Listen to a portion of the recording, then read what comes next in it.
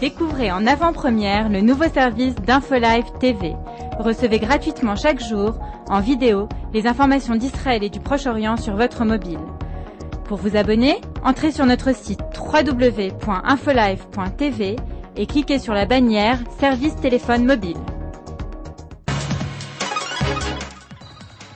Vous êtes sur InfoLive TV, Benny Sambert pour un nouveau flash d'information. Ouvrons cette édition avec l'information selon laquelle le Premier ministre Ehud Olmert rencontrera le président palestinien Mahmoud Abbas à Jéricho ce lundi. Ce nouveau sommet israélo-palestinien a pour objectif principal de poursuivre le renforcement de la présidence de Ramallah après la prise de pouvoir par la force de la bande de Gaza par le Hamas le 15 juin dernier. Et puis le chef iranien de négociations autour du nucléaire en Iran, Ali Larijani, a déclaré ce samedi que son pays n'écartait pas l'opportunité de stopper l'enrichissement d'uranium et de conclure que l'Iran possédait suffisamment d'armes sans besoin de passer à l'étape nucléaire. Fin de citation. Le Conseil de sécurité des Nations Unies a exhorté vendredi le Hezbollah à libérer sans condition les 2 soldats israéliens toujours aux mains de la milice chiite. Rappelons que le 12 juillet 2006, Ehud Goldwasser et Eldad Regev étaient victimes d'un guet-apens en territoire israélien, marquant le début de la seconde guerre du Liban. Téhéran s'apprête à financer la reconstruction de la route Baalbek au Liban, détruite lors du conflit de l'été dernier.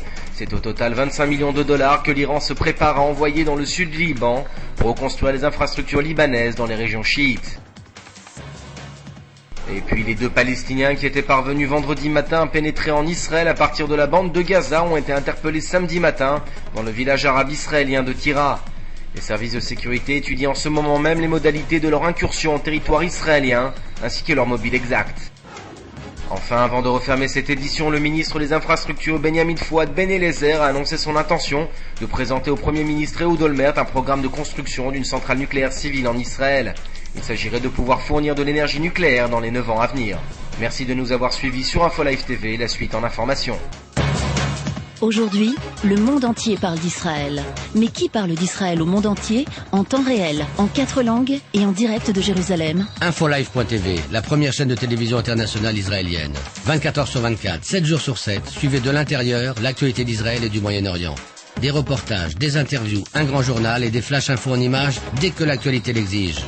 InfoLive.tv, votre regard direct et vrai sur l'actualité d'Israël. Retrouvez InfoLive sur internet www.infolive.tv.